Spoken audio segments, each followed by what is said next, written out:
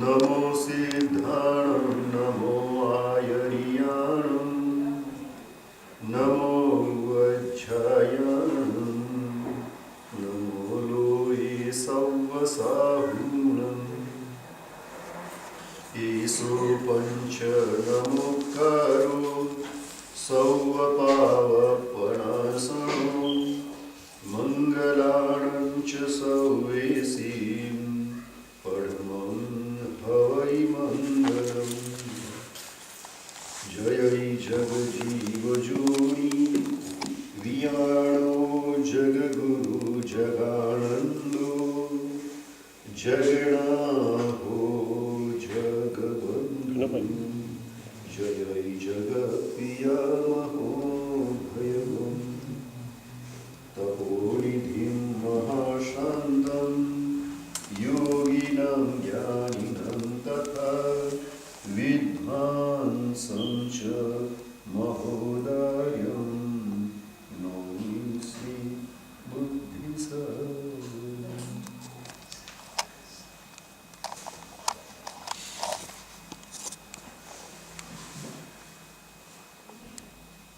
एक साचा आराधक એની સમસ્ત ધર્મ આરાધના એ મોક્ષને પ્રાપ્ત કરવા માટેની હોય. જે જીવ જાગી ગયો છે એના મનની અંદર એક જ ભાવ હોય, આ સંસારની અંદર ઘણું હું રખડ્યો છું, અનેક પ્રકારના જન્મો મારે ધારણ કરવા પડ્યા છે આ જીવનમાં, અને આ રખડવાનું કોઈ દિવસ પૂરું નહીં થાય જો હું સમસ્ત કર્મો એ નિર્જરા કરીને મોક્ષ પ્રાપ્તિ માટેનો પુરુષાર્થ નહીં કરું. તો આ કંઈ એન્ડ નથી થવાનું, બસ આવી રીતના ચાલ્યા જ કરશે, સતત ચાલ્યા કરશે. અને આપણી નોર્મલ જિંદગી પણ એવી હોય છે કે એની અંદર આપણને કંઈ પણ વસ્તુ બહુ ખાસ અનઇઝી નથી લાગતી. એવું નથી લાગતું કે આપણે બહુ કંટાળી ગયા છીએ આ લાઈફથી અને હવે આવી કોઈ લાઈફ મને ન મળે, હું મારા પ્યોર આત્મ સ્વરૂપને, મારી પ્યોરિટીને પ્રાપ્ત કરી લઉં, હું પોતે જ ભગવાન બની જાઉં. આવા પ્રકારનો કોઈ કંટાળો આપણને નથી આવતો. જેવી રીતના કોઈક સ્થાનની અંદર આપણે રહીએ, પરંતુ એ સ્થાન આપણા આઈડિયા પ્રમાણે ના હોય, આપણે એમ લાગે કે અહીંયા રહું છું પણ મજા નથી, તો એ સ્થાનથી કંટાળી જશું, ભાગી જવાની ઈચ્છા થશે, એમ થશે છોડી દઉં. સમજો કે તમે અહીંના લાઈફથી, અહીંની જગ્યાથી યુઝ ટુ થઈ ગયા છો અને ઇન્ડિયાની અંદર જવાનું આવે, અઠવાડિયે તો ગમે, પણ પછી એ જગ્યા આપણને કરડવા મળે. થાય કે ન થાય? અહીંની લાઈફથી, અહીંની જગ્યાથી યુઝ ટુ થઈ ગયા હોય પછી ત્યાં બધી ઓલી જગ્યા હોય, એમ થાય બહુ ગંદકી છે, બહુ ખરાબ છે, કાંઈ વસ્તુના ઠેકાણા નથી, ઇન્ફ્રાસ્ટ્રક્ચર નથી, આ નથી, ઓલું નથી, આમ તેમ બધું. એટલે શું થાય? આપણે અણગમો થાય, અને એવો તીવ્ર અણગમો થાય કે આપણને એમ થાય કે ભાગી જાઓ. એટલે જગ્યા ન ગમે, વાતાવરણ ન ગમે, પોલ્યુશન પારાવારનું એ ન ગમે, આંખ જ્યાં પણ ફરે ત્યાં આપણને ગંદકી દેખાય એ ન ગમે, ત્યાંના લોકોના બિહેવિયર ન ગમે. એટલે કાંઈ એવું બધું ગમવા જેવું ન હોય એટલે ત્યાંથી ભાગી જવાની ઈચ્છા થાય. થાય ને? અને એટલા માટે આપણે ત્યાં જો જવું પણ પડે ને તો કેમ હું જલ્દીથી પાછો છોડી દઉં મારો, એવી ઈચ્છા થાય. થાય કે ન થાય? જે વસ્તુ પ્રત્યે અણગમો તો થાય તો એને છોડી દેવાની ઈચ્છા થાય. આપણને આપણા જીવન પ્રત્યે અણગમો થયો છે? થતો જ નથી. જ્યારે થતો જ નથી તો મોક્ષ માટેની ઈચ્છા કેવી રીતના થશે? હું શું કહેવા માંગુ છું ખ્યાલ આવે છે? આપણને જીવન આપણું જે પણ છે એની અંદર ભલે અપ એન્ડ ડાઉન આવે, એની અંદર દુઃખ પણ આવે, તકલીફો પણ આવે, કોઈ જેને કહેવાય કે ધોકો આપી જાય, વિશ્વાસઘાત કરી જાય, કંઈ પણ ઊંચા નીચું થઈ રાખે, પણ છતાંય એની અંદરથી રસ ઘટ્યો છે, રસ ઘટે છે નહીં ને? એમ લાગે છે કે બરાબર છે, ઠીક છે, આવું તો હોય, આવું તો ચાલ્યા કરે, પણ એ લાઈફથી વાંધો આપણને નથી આવતો. જો જગ્યા છોડવાના બે કારણ હોય. આપણે આ ઘરની અંદર બેઠા છે, ત્યારે આ જગ્યાએ બેઠા છે, બે કારણથી જ આપણે છોડીએ. શું? પૂરો થઈ ગયો. એક, આપણને એમ લાગે કે અહીંથી બહાર જઈશ તો વધારે મજા છે, અહીંથી બહાર જઈશ તો વધારે મજા છે. આ એક કારણ હોય. અથવા તો બીજું કારણ એ હોય કે અહીંયા જ બિલકુલ મજા નથી, અહીંયા તકલીફ છે. આ બેમાંથી કંઈ પણ આપણને લાગે ને તો જ આ છૂટી શકે, નહીં તો ના છૂટી શકે. કે હું જ્યાં રહું છું એની અંદર કાંઈ મજા નથી, બિલકુલ મજા નથી, બોગસ જગ્યા છે, તો છૂટે. અથવા તો આપણને એમ લાગે કે આના કરતાં બેટર ત્યાં છે, કંઈક બેટર ઓપ્શન મળે. હવે સંસાર અને આ ચાર ગતિની અંદર જે આપણે ભટકીએ છીએ એની અંદર આપણને એવું લાગ્યું છે કે આ તો યાર નથી, મજા નથી, બધું બેકાર છે, એવું લાગે છે. એકચ્યુઅલમાં જેન્યુઅનલી લાગે ને જીવને તો શું કરે ખબર છે? જેવી રીતના એક ઉત્તરાધ્યયન સૂત્રની અંદર બહુ મજેદાર રૂપક આપ્યું છે ભગવાને. જહા ગેહે પલિતમ્મી તસ્સ ગેહસ્સ જો પહુ સાર ભંડાણી નીડી અસારમ કો ઉચ્છઈ. એક મકાન, અને મકાનની અંદર આગ લાગી ગઈ. જહા ગેહે પલિતમ્મી તસ્સ ગેહસ્સ જો પહુ. એ ઘરનો જે પ્રભુ માલિક છે શું કરશે? તમને શું લાગે શું કરશે? ભાગી જશે, બહાર નીકળી જશે. બહાર નીકળતી વખતે શું કરશે? એને ભાગવું તો છે જ, હે? એકદમ પરફેક્ટ ખ્યાલ છે. કાંઈ ખાવાનો ટાઈમ થઈ ગયો છે અત્યારે, જેની કે રસોઈ ગરમ ગરમ તૈયાર છે, થોડીક રસોઈ લઈ લઉં, કે થોડાક કપડાં લઈ લઉં, કે થોડાક વાસણ, ઠામ વાસણ લઈ લઉં, કે થોડુંક ફર્નિચર બહાર જશું, બધું કાંઈ નહીં હોય તો પાથરવા ઓઢવાનું લઈ લઉં. કાંઈ નહીં. સાર ભંડાણી નહીં, અસારમ અવો જય. જે સાર, કિંમતી, અદ્ભુત, મૂલ્યવાન સાર ભંડાણી નિર્ણય, અસારમ અવો જય. જે બાકી બધી ફાલતુ વસ્તુ છે એ એકદમ છોડી દેશે, ભાગશે બહાર. એક તો જેવું એને ખબર પડી કે આગ લાગી ગઈ છે તો સૌથી પહેલો મગજની અંદર એક જ ખ્યાલ આવશે, ભાગવું. અને બીજો ખ્યાલ આવશે કે ભાગતા ભાગતા જે બહુ કિંમતી છે એ લેતો જાઓ. હવે ફરીથી ક્વેશ્ચન કે આપણને આ ચતુર્ગતિ રૂપ જે સંસાર, ચાર ગતિ છે મુખ્ય, આખો સંસાર એટલે શું? આ ચાર ગતિ જ છે. મનુષ્ય ગતિ, દેવ ગતિ, નરક ગતિ અને તિર્યજ ગતિ. રાઈટ? દેવ ગતિનું કારણ શું છે? શા માટે દેવ થાય? શું લાગે છે તમને? દેવગતિનું સામાન્ય સ્વરૂપ તમને જેટલું ખ્યાલ છે એટલું, અને શું કામ દેવલોકની અંદર જાય કોઈ માણસ, આ બે પ્રશ્નોનો ઉત્તર આપશો.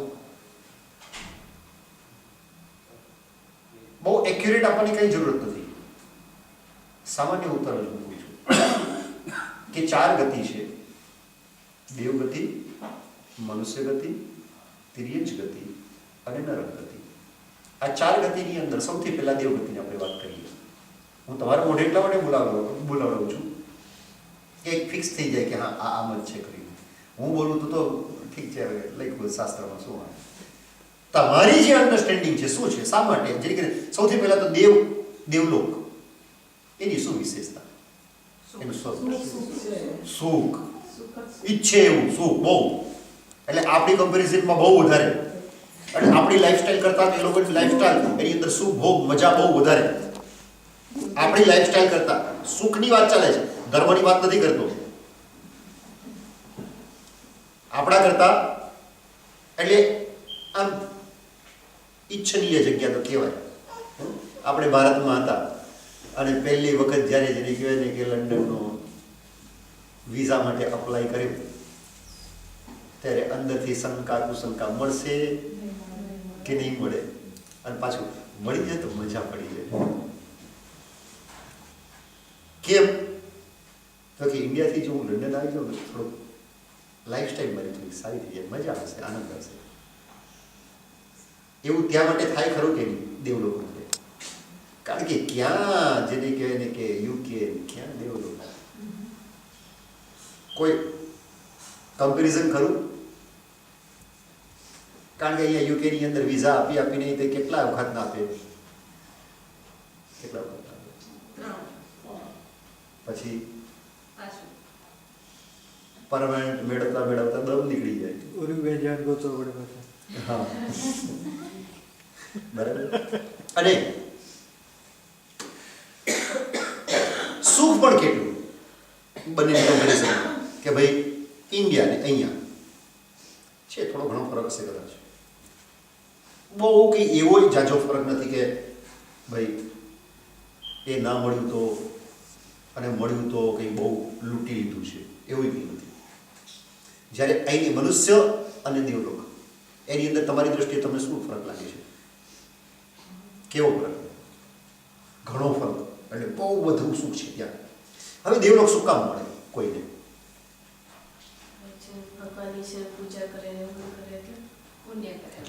તમે બધા બોલો, જો બધા સાચા બોલશો મને કોઈ વાંધો નથી, હું કઈ ભૂલ નથી કાઢવાનો.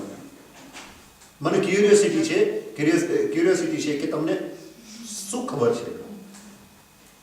મોક્ષ મેળવવાની વાત પછી આપણે કરીએ છીએ, આપણે એ તો બહુ દૂરની વાત છે, એટલે આપણે અત્યારે જે કહીએ કે સારી જગ્યા મેળવવાની વાત કરીએ.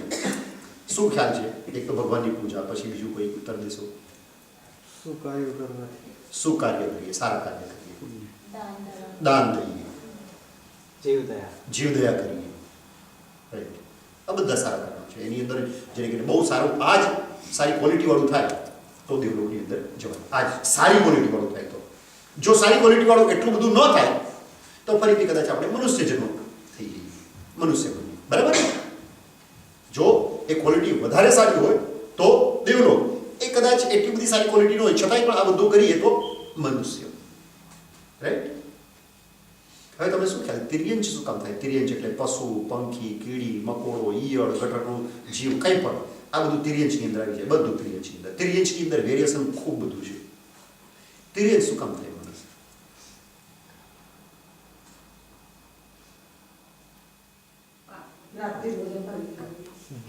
પાપનો ઉદય વધતો જાય. મેઇન રીઝન છે તિર્યંચ થવાનું. મેઇન તિર્યંચની અંદર જવાનું રીઝન, એમ તો ઘણા બધા રીઝન છે. જીવ છળ કપટ કરે, માયા કરે, બહુ વધારે પડતો જેને કહેવાય ને કે વિષય ભોગ આ તે બધું એની અંદર બહુ જેને કહેવાય કે રસ કરે તો મેઇન માયા દમ, છલ કપટ, ટુ ડિસીટ.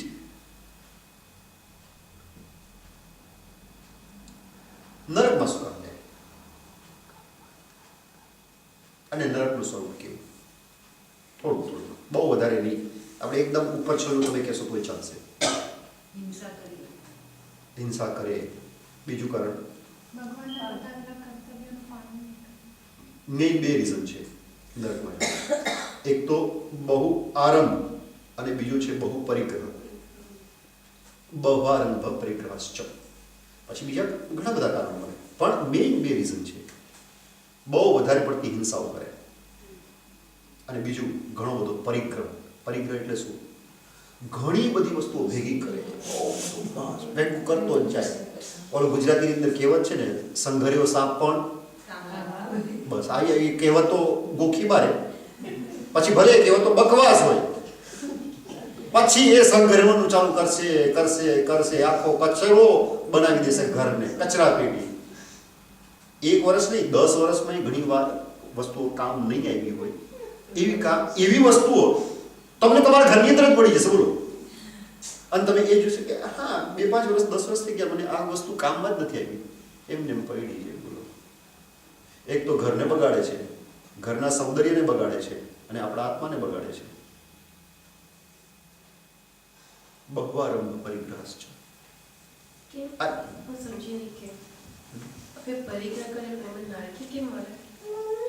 કારણ કે એકચ્યુઅલી અંદર આસક્તિ જે છે ને વસ્તુઓ પ્રત્યેની અને મૂર્છા જે છે ને, એના કારણે જે આપણી વિચાર પદ્ધતિ બને છે,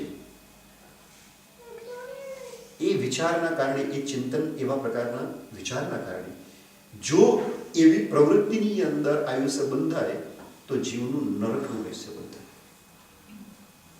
કારણ કે મેઇન જે પાપ છે ને મુખ્ય, એ હિંસા કરતાં પણ આસક્તિનું પાપ વધારે છે. હિંસાનું જે પાપ માને છે ને એના કરતાં આસક્તિનું પાપ વધારે મોટું છે. આસક્તિનો અર્થ છે attachment.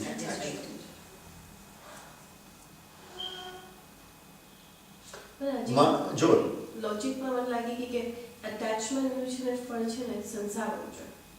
સંસાર છે ને, એ તો સંસાર છે. નારકી કે હવે એ બતાવું તમને, એક દ્રષ્ટાંત આપીને બતાવું, થોડું વધારે ક્લિયર થશે. ચાઇનાની આ સ્ટોરી છે, બહુ જૂની. એક ચોર પકડાયો. ચોરને રાજસભાની અંદર લાવવામાં આવ્યો. રાજાએ કીધું તે ચોરી કરી? તો કે હા. તો કે આ શેઠને ત્યાં તે ચોરી કરી? તો કે હા, એ શેઠને ત્યાં ચોરી કરી. કેમ ચોરી કરી? તો કે મને જરૂર હતી, મારી પાસે જીવન જરૂરિયાતની વસ્તુ નહોતી, મેં ચોરી કરી. અને મેં સાંભળ્યું તો આ શેઠની પાસે ઘણું છે, મેં ચોરી કરી એની પાસે.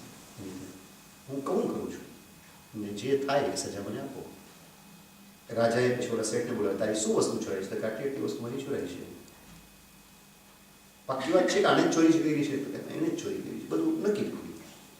રાજાએ પછી જજમેન્ટ આપ્યું. જજમેન્ટ સાંભળો, બહુ મજેદાર છે. રાજાએ જજમેન્ટ આપ્યું કે ચોરને 1 મહિનાની જેલની સજા અને શેઠને 6 મહિનાની જેલની સજા. ખ્યાલ આવ્યો? શું કહું? 6 ગણો સંગ્રહ. ચોરને ચોરી કરવાની ઈચ્છા ત્યારે થઈ કે એને એટલો સંગ્રહ કર્યો હતો કે ડિસ્ટ્રીબ્યુટ જ ન થઈ શક્યું. માણસ પોતે એટલો સંગ્રહ કરી નાખે છે, જે પોતાની જરૂરતની વસ્તુ પોતે રાખે, એ બરાબર છે, આપણે સમજમાં આવે છે. પણ એટલો સંગ્રહ કરી નાખે છે કે એના કારણે ઇમ્બેલેન્સ સર્જાય છે. એ ઇમ્બેલેન્સના કારણે અન્ય લોકો પછી પાપ પ્રવૃત્તિ તરફ વળે છે. આપણને એમ થાય પણ એમાં શું છે, મેં મહેનત કરીને મેં મેળવું, પણ આ જગતની અંદર જે વસ્તુ જેટલી છે એટલી જ રહેવાની છે. હવે એક માણસ જો બહુ બધી વસ્તુ લઈ જશે તો બીજો એને ઓછી જ વસ્તુ મળવાની છે. ભગવાન મહાવીરનો અપરિગ્રહવાદ અથવા તો પરિગ્રહ પરિમાણ જે એમને કોન્સેપ્ટ બતાવ્યો છે ને, એનાથી મોટો અદ્ભુત સામ્યવાદનો સિદ્ધાંત બીજા કોઈની પાસે નથી. આ સમાજવાદ કહો, એ સામ્યવાદ કહો, એ જે પણ કહો ચાલે, ગુનાઓ ઓછા થઈ જાય જો પરિગ્રહ પરિમાણ વ્રત, પરિગ્રહનું લિમિટેશન જો જીવ કરે કે ભાઈ મારે જેટલું જોઈએ છે કદાચ થોડુંક વધારે રાખવું તો વાંધો નથી, પણ પણ પછી એટલું બધું વધારે ન રાખવું કે જેથી કરીને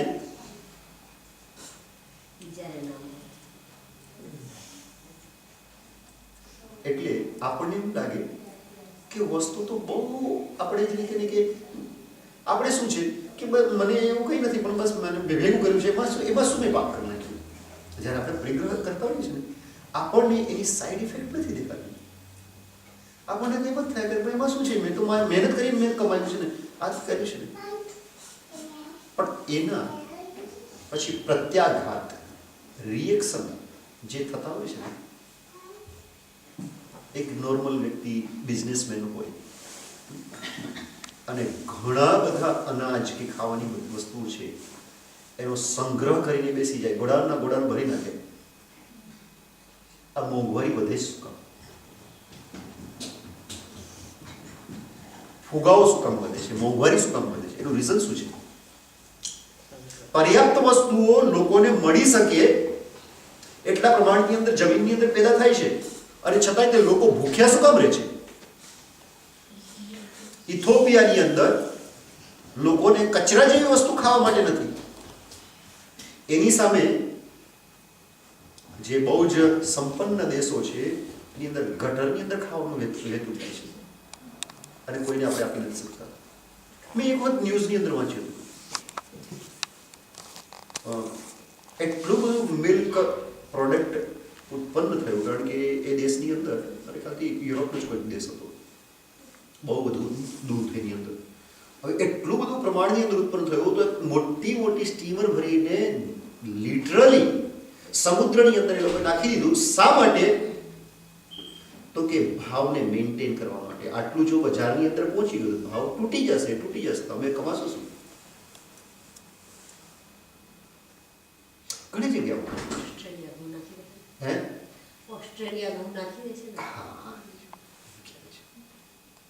મને ધ્યાન નહોતું કે કયો દેશ આવી રીતના કરે છે, પણ ઘણા આવી રીતના કરે છે. કોઈ અનાજ ફેંકે છે આવી રીતના, થઈ ગયું એટલું બધું અનાજ થઈ ગયું, હવે શું? પણ એ લોકોને એ નથી થતું કે માણસની મનોવૃત્તિ એ છે એટલે એક એટલું ભેગું કરીને બેસી જશે, બીજાને નહીં મળે એના વગર. અને એ પછી જે પાપો ચાલુ થાય છે એ પરિગ્રહના કારણે પાપ થયા છે. એટલે બાહ્ય દ્રષ્ટિએ જે પરિગ્રહ નિર્દોષ દેખાય છે એ જ ક્રૂરતમ વસ્તુ છે કે એક માણસને મારી નાખીએ એના કરતાં પણ પરિગ્રહ કરનારો છે એ વધારે પાપ વર્જન કરે છે. કારણ કે એક વ્યક્તિ એક માણસને મારશે, બે માણસને મારશે, લિમિટેશન આવી જશે, પણ પરિગ્રહ કરનારો હજારો મોતનો જવાબદાર થશે. એટલે આપણે ત્યાં કીધું છે નરકનું કારણ આ બે છે. બહવા